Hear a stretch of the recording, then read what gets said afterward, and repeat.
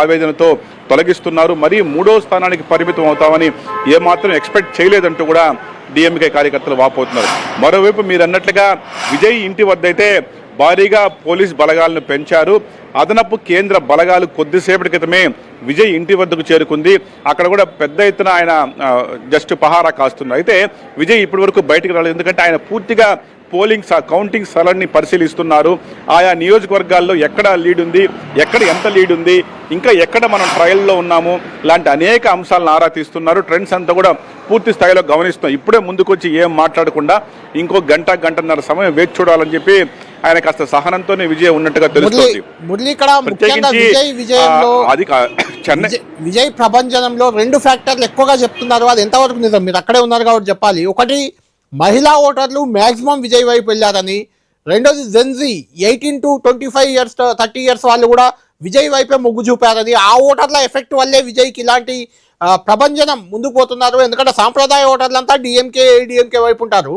ఈ కొత్త జనరేషన్ వల్లే విజయ్ ముందుకెళ్లాడనే ఒక ప్రచారం అయితే జరుగుతుంది. దీన్ని ఎలా చూడాలి? 100% కొత్తగా ఓటు సాధించుకున్న ఓటర్లంతా కూడా విజయ్ పార్టీ వైపే మొగ్గు చూపించారనేది 100% నిజం. పెరిగిన పోలింగ్ పర్సంటేజ్ కూడా విజయ్కి అత్యంత అనుకూలంగా మారిందన్న మాట కూడా 100% నిజం. అట్లాగే మహిళా ఓటర్లు పూర్తిగా విజయ్ వైపే మొగ్గు చూపించారనేది కూడా నిజం. అంతేకాకుండా క్రిస్టియన్ మైనారిటీ, ముస్లిం మైనారిటీ, కొంత దళిత ఓట్ బ్యాంక్, సాంప్రదాయంగా డిఎంకేకి ఉన్న దళిత ఓట్ బ్యాంకు, బీసీ ఓట్ బ్యాంకులో చీలిక తెచ్చారు. ప్రధానంగా ఆ చీలిక పూర్తిగా టీవీకే వైపు మళ్ళిందనేది కూడా చాలా స్పష్టంగా కనిపిస్తోంది. అట్లాగే పెరిగిన పోలింగ్ పర్సంటేజ్ అంటే విజయ్ని అధికారంలో తీసుకురావాలా, విజయ్ని సీఎం చేయాలని కసిగా వచ్చి బూత్లోకి దూరి మరీ ఓటు వేశారనేవారి నిజం. ఇంటికే పరిమితమయ్యి చాలా కాలం ఓటింగ్కు దూరం ఉన్న ఆ శ్రేణులంతా కూడా నేరుగా ఇళ్లు వదిలొచ్చి నేరుగా విజయ్ పార్టీకి ఓటేశారు. అంతేకాకుండా మనం ఒక ప్రధాన విషయాన్ని గమనించాలి. మనకు తెలుసు, దాదాపు ఒక 10 రాష్ట్రాల్లో ఎస్ఐఆర్ అంటే ఓటింగ్ ఎలక్టరల్ సిస్టంలో కొంత మార్పులు తీసుకొని వచ్చారు. చాలా ఓట్లను తొలగించారు. ఆ లెక్కన తమిళనాడులో 50 నుంచి 60 లక్షల ఓట్లు తొలగించారు. అంటే గత ఏడాది డిసెంబర్లో ఉన్న ఓట్లకి తీరా ఆ పోలింగ్ సమయానికి ఉన్న ఓట్లకి దాదాపు 60 లక్షల ఓట్లు తీసేయడం జరిగింది.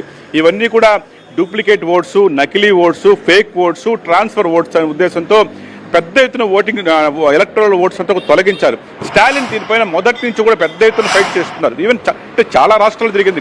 గుజరాత్లో జరిగింది, వెస్ట్ బెంగాల్లో జరిగింది, ఈవెన్ ఇక్కడ చెన్నైలో, తమిళనాడులో కూడా జరిగింది. కానీ తమ ఓట్లే తొలగిస్తున్నారని డిఎంకే మొదటి నుంచి వాదిస్తూ వచ్చింది. కానీ ఇవాళ ఫలితం చూస్తే అది కొంత నిజం లేకపోలేదు అనిపిస్తుంది. డిఎంకే సానుకూల ఓట్లు బహుశా తొలగించి ఉంటారేమో అనుమానం కూడా వ్యక్తం అవుతుంది. ఏదేమైనా సరే ఒక దృఢ నిశ్చయంతో, దృఢ సంకల్పంతో విజయ్కి ఓటేయాలి, విజయ్ పార్టీకి అవకాశం ఇవ్వాలా, సాంప్రదాయ ద్రావిడ పార్టీలను తరిమి కొట్టాలా అనే భావన ప్రత్యేకించి జెన్జీలో, యువతలో, కొత్తగా ఓటు హక్కు సాధించుకున్న ప్రతి ఒక్కరిలో కూడా ఆ భావన వచ్చింది. వారంతా కూడా ఎప్పుడూ లేని విధంగా ఇల్లు వదిలి నేరుగా పోలింగ్ బూత్కి వచ్చి క్యూ లైన్లో వెయిట్ చేసి ఓటమి దిశగా ముగ్గురు ముఖ్యమంత్రులు వెళ్తున్నారు. పశ్చిమ బెంగాల్లో సీఎం మమతా బెనర్జీ వెనుకంజలో ఉంది.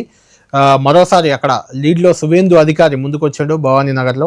తమిళనాడు కొలత్తూరులో వెనుకంజలో స్టాలిన్ ఉన్నాడు. తమిళనాడు సీఎం స్టాలిన్ కూడా వెనుకంజలో ఉన్నాడు. స్టాలిన్పై టీవీకే అభ్యర్థి, టీవీకే చూస్తున్నాం విజయ్ వీర విహారం చేస్తున్నారు. ఈవెన్ ముఖ్యమంత్రిని కూడా టీవీకే అభ్యర్థి విఎస్ బాబు ఓడించే అవకాశం కూడా కనిపిస్తుంది. ఇక కేరళలో పినరయ్ విజయన్ కూడా ఓటమి దిశగా ముందుకు పోతున్నట్టు తెలుస్తుంది. ముగ్గురు ముఖ్యమంత్రులు చాలా దేశవ్యాప్తంగా ఇమేజ్ ఉన్న ముఖ్యమంత్రులు. ఏదో ఒక్కసారి ముఖ్యమంత్రి అయ్యి ఆ పేరు కూడా గుర్తులేని లాంటి ముఖ్యమంత్రులు కూడా కాదు. పినరయ్ విజయన్ కానీ, స్టాలిన్ కానీ, మమతా బెనర్జీ కానీ దేశవ్యాప్తంగా గుర్తింపు తెచ్చుకున్న సీఎంలు. వాళ్ళు ముగ్గురు వెనుకంజలో ఉండడం అనేది చాలా ఇంట్రెస్టింగ్ ఫ్యాక్టర్. ఎందుకంటే దేశంలో ప్రజల అభిప్రాయాలు ఏ రకంగా ఉంటాయి. నిన్నటి వరకు వాళ్ళను ముఖ్యమంత్రులుగా పూజించి, అభిమానించి, గౌరవించిన వాళ్ళు ఇప్పుడు వాళ్ళను ఓడగొట్టి ఇంటికి పంపుతున్న పరిస్థితి కనిపిస్తుంది. ఇంకా ఈ లీడే ఖచ్చితంగా ఓటమి దిశగా పయనిస్తున్నారు. కానీ ఓడుతారా లేదా అనేది చివరి రౌండ్స్లో తెల్లబోతుంది. కానీ ఇక్కడ ఒక ఇంట్రెస్టింగ్ ఫ్యాక్టర్, మాతో పాటు కుమార్ గారు ఉన్నారు.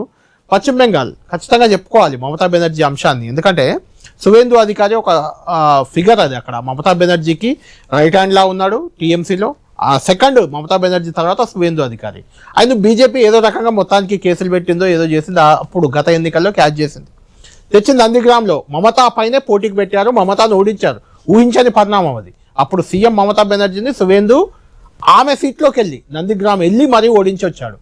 కట్ చేస్తే ఆమె ఓడిపోయింది, అక్కడ భవానీ నగర్కి అక్కడికి వెళ్ళిపోయింది. అక్కడ పోటీ చేస్తుంటే అక్కడికి వెళ్ళాడు ఈసారి. నందిగ్రామ్ సిట్టింగ్ సీట్లో పోటీ